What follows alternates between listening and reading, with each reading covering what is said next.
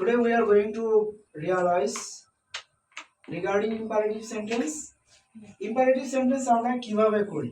Imperative sentence হচ্ছে যে সেন্টেন্সগুলো মূলত আদেশ, নিষেধ, অনুরোধ, উপদেশ এই ক্যাটাগরিতে নবম দশম শ্রেণীতে ইম্পারেটিভ সেন্টেন্স আমাদের পরীক্ষায় থাকতে পারে, বিশেষ করে এসএসসি ক্যান্ডিডেট যারা 2025-26। তো ইম্পারেটিভ সেন্টেন্সের ক্ষেত্রে আমরা আমাদের কিছু রুলস ফলো করতে হয়। যেমন যখন আমরা সাবজেক্ট ইউ পাই কোনো সেন্টেন্সে, তখন আমাদের ইউটা ইউ এর পরিবর্তে আমাদের কোনো কিছু বসে না, জাস্ট ইউ এর পরিবর্তে ইউটা আমরা উঠাই দেব এবং বার থেকে বাকিটা লিখি। আর যদি সাবজেক্ট হি থাকে তাহলে হি এর পরিবর্তে লেট হিম হয়, শি থাকলে লেট হার, উই থাকলে লেটস, দে থাকলে লেট দেম হয়, আই এর পরিবর্তে লেট মি লেখা যায়। এছাড়া অন্য যে কোনো সাবজেক্ট থাকলে আমরা লেট ওই সাবজেক্টটা লিখতে পারি। যেমন রানা আছে, লেট রানাই লিখতে পারি। এই ক্ষেত্রে একটা বিশেষ গুরুত্বপূর্ণ বিষয় মনে রাখতে হবে যে মডাল ভার্ব যদি সেন্টেন্সে থাকে তাহলে মডাল ভার্বগুলো থেকে যেটাই থাকে উঠে যায়। এছাড়া ভার্বের বেস ফর্ম বসে, অর্থাৎ ভার্বের সাথে যদি অ্যাড যোগ করা থাকে কখনো তাহলে অ্যাসও কিন্তু উঠে যায়। উদাহরণস্বরূপ আমি এই জায়গায় যদি কয়েকটা সেন্টেন্স উদাহরণ দিচ্ছি। 1 number, you read the book, তুমি বই পড়ো। এক্ষেত্রে আমরা কি করবো, প্রথমত ইউ তো উঠে যায়, ইউটা আমরা বাদ দিয়ে দিব।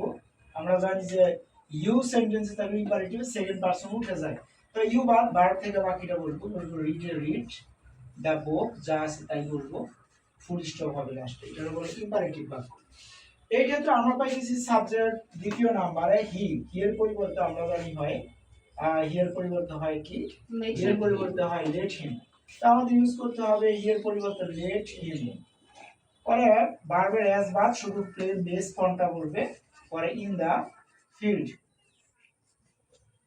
তারপরে নাম্বারটা দে, কোন সেন্টেন্সের সাবজেক্ট দে থাকলে আমরা জানি দে পরিবর্তে লেট দেম হয়, তো দে পরিবর্তে আমরা এই জায়গায় দিব let them, TACM them, let them.